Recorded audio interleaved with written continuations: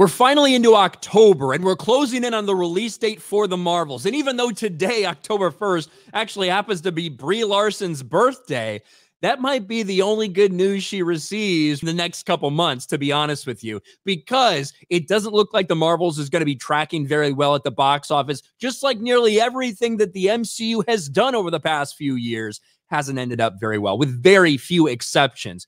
You had the mainstream media basically put out a big hit piece on the MCU. Secret Invasion was a mess, but Marvel had already lost its way. The Disney Plus series are atrocious. You have big box office disappointments, and even massive budget Guardians of the Galaxy 3, which was decently well received, that made over $800 million. When you break down all those numbers, it looks like this thing may have barely broken even for them because they spent so damn much making it and promoting it. But nevertheless, there's still more MCU stuff to come, like the Marvels at the end of the year.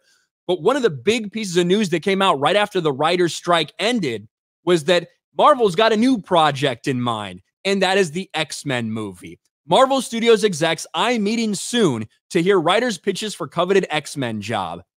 And it really made people wonder and ask the question, how the fuck is Marvel just doing this now? We are now 4 years removed from Endgame. We're sitting here and people are bitching about the state of the MCU and they don't have anything to look forward to. The next several slate of movies, what, the Avengers are going to take on Kang the Conqueror? Is that really what people care about? Secret Wars? Or are people going to be invested in this? No, the audience for Marvel has been dropping like flies. They've been walking away. No one is interested. So to be honest with you, if you're just now looking for a writer to give you pitches for the X-Men movie, this thing isn't going to see the light of day till 2027, 2028. And by that point, it might be too late to save the MCU. You might be in full reboot mode at that point. That's the question that everybody had when this came out, when this announcement came out, is how is this just now happening? You can ask the same thing about the Fantastic Four movie. How is this still just in development? How are they still just trying to figure out who the actors are going to be for this movie and haven't fast-tracked this thing? Because right now, the MCU is dying, and it's dying in large part because it's characters or teams of superheroes that people are not invested in. They didn't care about them in the comics. They don't care about them in live action, and they're not committed to hearing about them. So they're not going to these movies or they're not watching this shit on Disney Plus.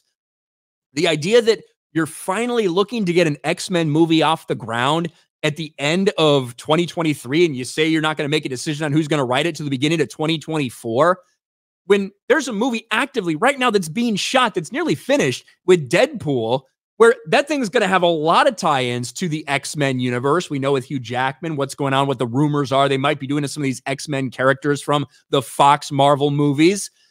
And you don't even have this movie planned? What the fuck is going on at Marvel? That is the question that so many people have had for quite some time. And the very idea that they haven't fast-tracked the Fantastic Four, they haven't fast-tracked the X-Men series.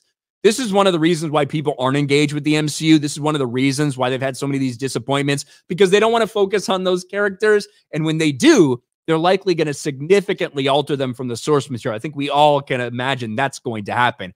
Instead, they want to focus on characters that nobody cares about, because that's what Kevin Feige promised in 2018, that they were going to get more diverse, that they're going to talk about characters that came up in the 2010s time period, where all these different characters failed, like Ironheart, Riri Williams, Miss Marvel, Captain Marvel, these characters that have failed time and time again. Instead of doing what you should have done as soon as you got the rights to these things and get a movie started immediately. But no, Marvel's just getting to it now. Unfortunately, when this movie finally sees the light of day, there might not be any MCU fans left.